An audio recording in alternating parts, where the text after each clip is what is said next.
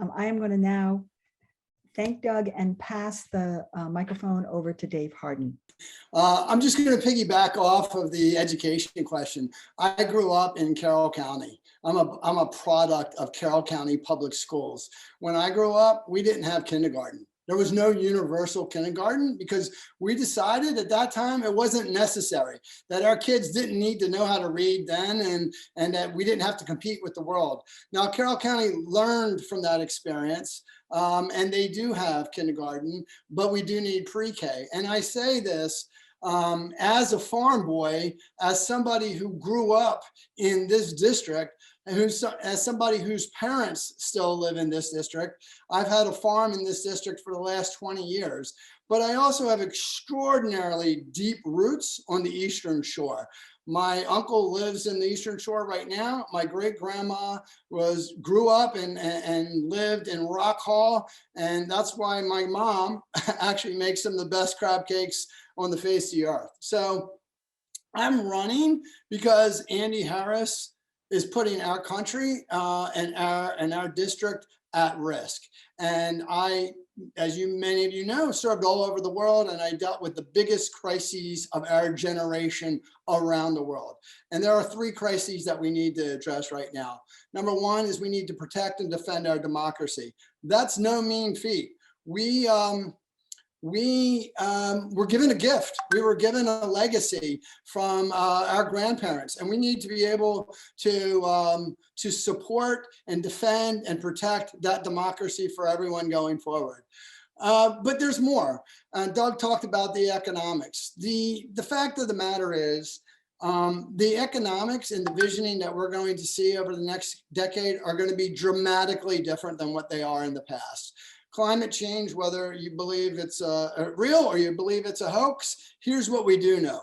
Capital markets and technology are moving in that direction of where we will drive solutions.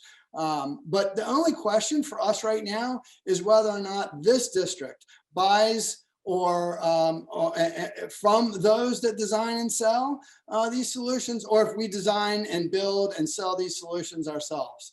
And I think, of course, obviously, given our history and where we are and the impact, particularly in Dorchester, of climate impact, we should definitely be the drivers to climate solutions in the decade ahead. And then lastly, is unleashing our human hidden talent. And it's true, Dorchester is suffering in its educational system.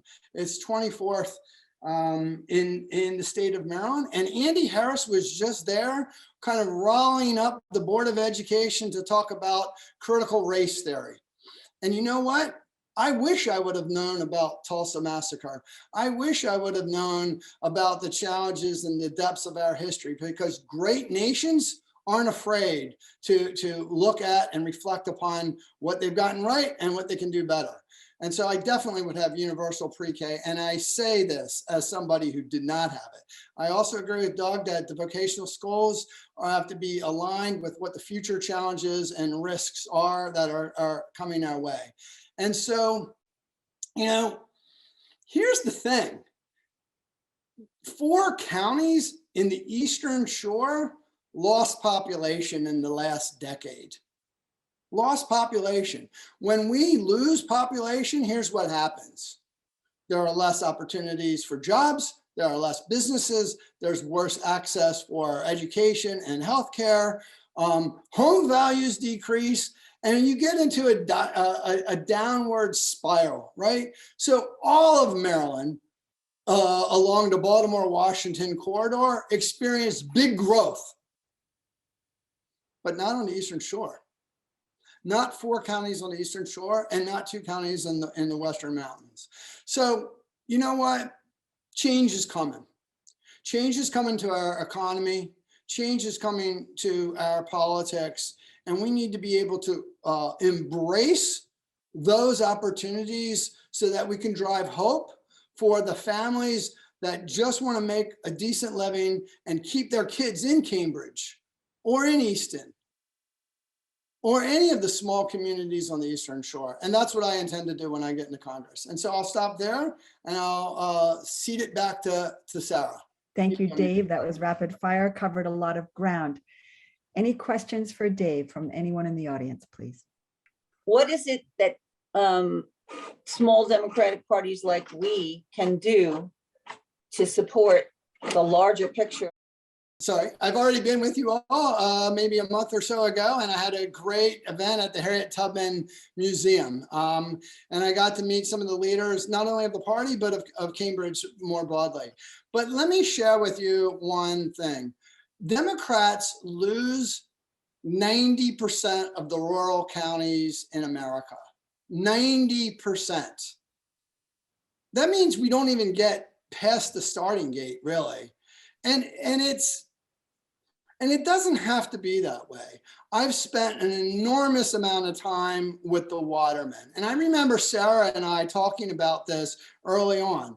The Watermen are a tough crowd. They're not even Democrats, really. I mean, some of them are independents, some of them are Republicans. But the Watermen are iconic. They're iconic to our culture, our economy, and the solutions that are ahead of us. Now, if we must, to win in this district, we must build a big tent coalition. It must include the Democrats, but it also must include the independents, which there are 100,000 registered independents in this district, and we must take 5 to 10% of the Republicans, mainly the Hogan Republicans. And here's what the Watermen have said to me. They don't like Andy Harris. They think he talks down to them. He doesn't respect them. He doesn't deliver for them. He doesn't listen to them. Now, we can use this wedge to drive in and make sure that we build this big tent coalition. It's, you know, Black, brown, and white rural people think differently than urban people. The African-American community in this district are going to be extremely important, not only in the primary, but in the general election. They too feel left behind. And if we reach out and engage the working class interests, values in their language, in their terms, in a way that they understand, like how I grew up, then we are going to be able to win. And I will just say that I have built that coalition. I have Frederick Douglass's, the head of the Frederick Douglass family just also recently endorsed me. So think about this for a moment. The Watermen and the Frederick Douglass family have endorsed me. And this is the path that we will need to take in order to return decency to the first district. Andy Harris is uniquely vulnerable at this time. I want to be clear about one thing. I'm going to beat Andy Harris. I am a country boy. I grew up in rural America. I have spent 30 years on economies around the world where the people have felt left behind, disrespected, and aggrieved. I understand exactly how they feel. And you know what? They just want a piece of the prosperity pie. Can you imagine if we actually are able to speak directly to the concerns of rural communities? We could blow out Andy Harris. We can. Let's do that.